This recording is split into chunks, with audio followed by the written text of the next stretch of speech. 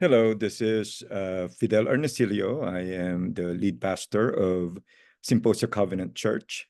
And in this video, I wanted to start an online Bible study on Ecclesiastes. And I want to entitle it, I want to give it a title, like Living Realistically. Why? Because the book of Ecclesiastes was written by someone who is or who was an utter realist. And when you think about utter realism, it might be hard to imagine how an utter realist can value living a life for God, right? Because an utter realist tends to have a pessimistic outlook on life. And we will see this in the book of Ecclesiastes.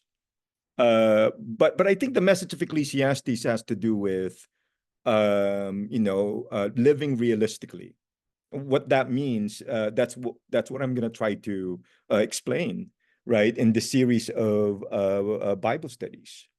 Okay, and so Ecclesiastes is also probably one of my favorite books in the Bible, or one of the most favorite parts, my most favorite parts of the Bible. And so I wanted to do a Bible study on this, and also I am at least planning for now to write a devotional book on Ecclesiastes. And I also want to give it a title, Living Realistically, right? So in a way, this Bible study will be a way for me to work out, the different chapters of that book. Okay. So, but before I continue, I wanted to give some kind of a disclaimer here, that I am not a Hebrew Bible scholar. Okay, and I don't pretend to be one. Okay. However,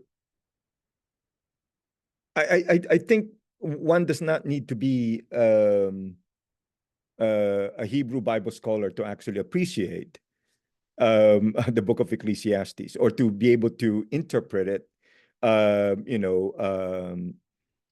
a reasonable way, right? I don't think that we have to really dig deeper into the context in order to somehow appreciate the insights of this part of the Bible. Okay. Fortunately, Ecclesiastes, just like the other wisdom literature of ancient Israel, like Psalms and Proverbs, appears to be better appreciated for the poetic insights that it suggests to readers, rather than for concrete historical or doctrinal information. While texts that are valued for their historical or doctrinal significance demand exegetical precisions, texts that are valued for their suggestive poetic insights do not, at least it appears to me, right? They do not demand exegetical precisions. Suggestive poetic insights seem more productive, in a sense of effectively calling to mind profound but compelling truths that are accessible to the reflections of mature thinkers. I think they're productive when they have lives of their own. When they have lives of their own, they can be interpreted in a way that is partially detached from their original context. Of course, the text must have some connection to its original context, since that connection imposes restrictions on the interpretive schemes that are available to the readers. But when you read the text devotionally, for instance, assuming that it can be reasonably read in that way, I think that a modest violation of authorial intent can be deemed permissible to a certain extent. Such reading may involve, the elaborations of the insights from the text that aim at transforming the lives or perspectives of readers who are situated in the place and time that are completely foreign to the author and her immediate or intended readers. So here's what I'll try to do in this Bible study. Read Ecclesiastes devotionally with some philosophical twist. It is devotional since I intend to renew the minds of prospective viewers with the hope that such renewal will eventually lead to the transformation of their lives. It is philosophical since I intend to highlight relevant philosophical insights that appear to me to be inherently compelling. My hope is that after reading this or after teaching this Bible study, viewers will have a deeper appreciation of Ecclesiastes, in spite of the apparent negativities of some of its claims and the suspiciousness that some Jewish and Christian thinkers had on the legitimate status of its canonicity. People who are seeking for biblical passages that can soothe their ailing hearts do not necessarily expect to find comfort in Ecclesiastes. And that's understandable. Why should such people expect to find comfort in a book that starts with the following claim, right? All is vanity, right? All is vanity, or all is meaningless, something like that. Some religions, such as, the conservative forms of Christianity, appear to devalue the pursuit for pleasures, as if anything that merely satisfies the body is just inherently wrong. But in Ecclesiastes, right, it's something different. It seems to promote a kind of hedonism similar to that of the Epicureans, right? And furthermore, why should a staunch doctrinaire seriously consider a book that appears to deny the afterlife? It looks like the suspicion is not entirely groundless. As a matter of fact, one can easily conceive a prima facie case for a warranted rejection of its canonical legitimacy. But in my reading, I want to tacitly build the case for the continuity between its general message and the outlook on life and existence of the synoptic Jesus. For Jesus of the synoptic gospels, life or existence is not intrinsically meaningful in itself. Rather, it only becomes ultimately meaningful as a life that is lived for or dedicated to God. That seems to be a part of the general message of Ecclesiastes. So Ecclesiastes is not entirely off the track. I do not intend to exaggerate its significance for doctrinal formulations. As a matter of fact, I don't think that it is significant at all for such purposes. That's not a heretical thing to say about a canonical text. No one should think that all parts of biblical text or of the biblical text are equally significant for such purposes. Paul's epistle to the Romans, for example, is obviously much more significant for doctrinal formulations than Songs of Solomon or Song of Solomon or Esther, for example. I think that Ecclesiastes, through its general message and specific insights, is significant for disrupting our hypnotic affairs with the lures of the world, such as wealth, power, and fame. In such a disruption, we can come to our senses and hopefully realize that nothing ultimately matters other than God. So it is definitely significant for bringing about radical spiritual formation. By declaring life as meaningless, it strips life of the illusions, the wishful thoughts, the lies, the superficialities, or the worldly values as properties that we constantly attribute to what ought to count as a meaningful life. With such illusions, with such wishful thoughts, with such lies, with such superficialities, or with such worldly values, we fail to see what really is important about human life and existence. We tend to think that wealth, fame, or power is an intrinsic good. However, in the end of it all, death, sufferings, and ignorance threaten us all. They render what is relatively meaningful ultimately meaningless.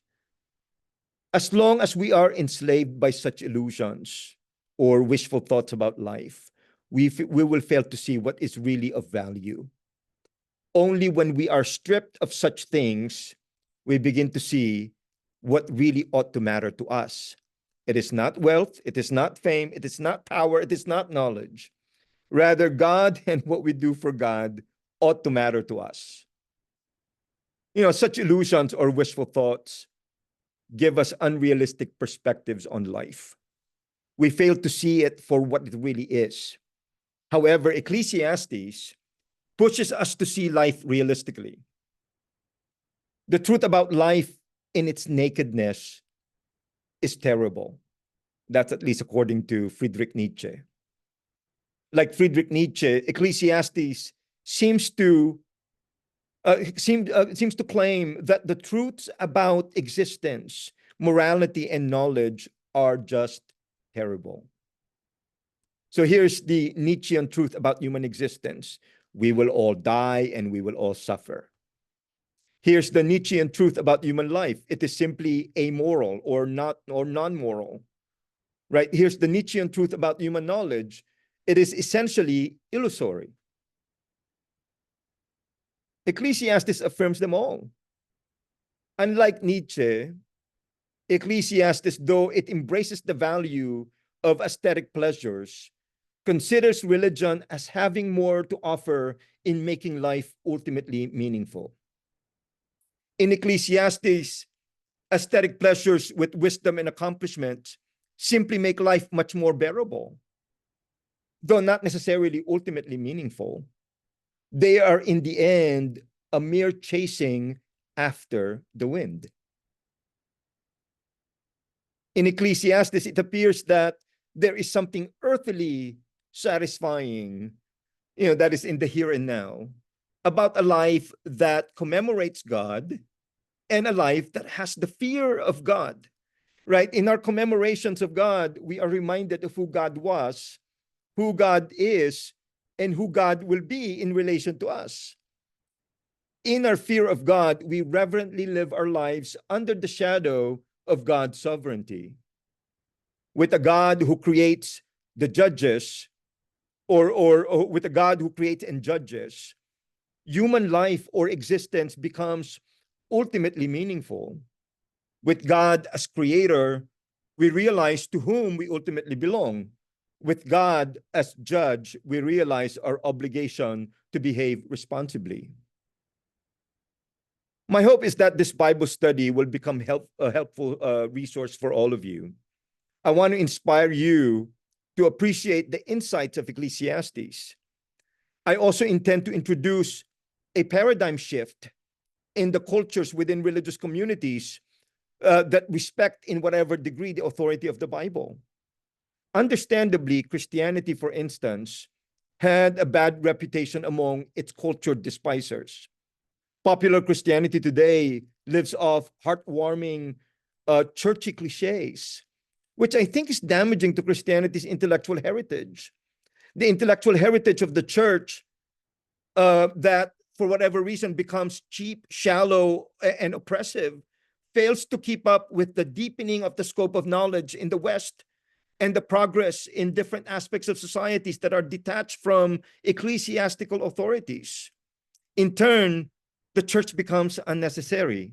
In turn, the church becomes irrelevant. In turn, the church becomes ineffective. By living realistically, such cheapness or such shallowness, I suppose, will gradually dissipate. They will be replaced by the sense of uncertainties, the sense of vulnerabilities or finitude. But if they, I'm talking about the uncertainties and the vulnerabilities here, are needed in order for Christians to think again, then Christians need to painstakingly embrace them. And that's the way to set ourselves free from our self-imposed unrealities. So I hope that you will be blessed by this Bible study. And for next week, I'm going to try to look at Ecclesiastes 1 to 11. Okay? And so I'll see you. And I hope that this Bible study will somehow lead to the formation of a realistic outlook on life. And God bless you. And if you want to attend our church, you're welcome to attend our church, Symposia Covenant Church. We are located in Ontario, California. And if you want further details about our church, you can comment on the comment section here, and I'll try to respond to you as soon as I can. Okay, thank you, and God bless. Bye.